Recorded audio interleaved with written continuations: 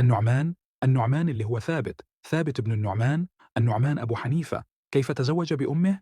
يقولون كان يمشي في شارع من شوارع الكوفة ومر بجانب حديقة.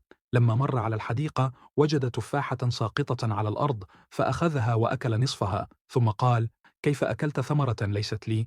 هذه من حديقة صاحبها، والشجرة أصلها من داخل، وأنا أخذت ثمرة لا تحل لي.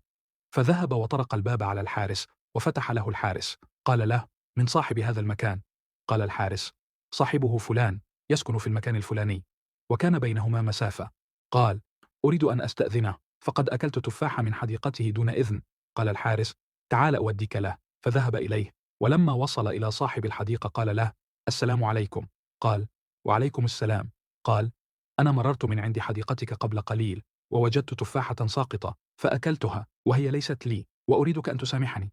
فجلس الرجل ينظر إليه ويفكر، ثم قال: من أنت؟ قال: أنا فلان الفلاني من المكان الفلاني. قال له: أكلتها دون إذن؟ فرصة. قال: ما سامحتني يا ابن الحلال أدفع لك قيمتها أو أعمل عندك مكانها؟ قال: لا أسامحك. قال: يا ابن الحلال ألقى الله يوم القيامة وتسألني عن تفاحة؟ قال: يا رجل اتق الله، تفاحة فقط. قال: خلاص أوافق بشرط. قال: ما هو الشرط؟ قال: أزوجك بنتي.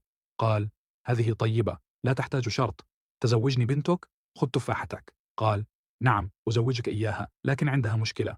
قال: ما المشكلة؟ قال: بنتي عمياء صماء بكماء كسيحة لا تتحرك. قال: لا حول ولا قوة إلا بالله، ماذا سأفعل؟ لا ترى، لا تسمع، لا تتكلم، لا تتحرك؟ قال له الرجل: تريدها أو تسألني عن التفاحة يوم القيامة؟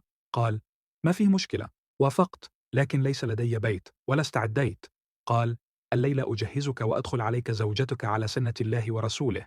فتم عقد القران وكتب عليها، ودخل عليها وهو خائف ومستسلم.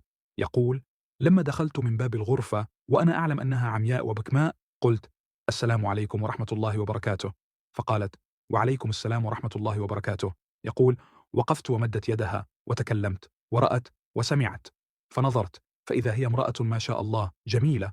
قلت: أأنت بنت هذا الرجل؟ قالت: نعم. قلت: أبوك قبل قليل قال لي إنك عمياء صماء بكماء لا تتحركين. قالت: سأخبرك، أما قوله إنني عمياء فعيني لا ترى إلا الحلال، وعيني عمياء عن كل حرام، وأما أنني صماء فأنا لا أسمع ما حرمه الله عز وجل، وأما أنني بكماء فلا أتكلم إلا بما يرضي الله، وأما أنني كسيحة فوالله لا أتحرك من بيتي هذا إلا إلى بيت الله للصلاة فقط. يقول: لما دخلت بهذه المرأة لم يكن عندنا في تلك الغرفة إلا لبن، سخنت اللبن وشربت منه وشربت هي منه، فدخلت بها فحملت، فرزقني الله النعمان أبا حنيفة. شوفوا بركة الحلال.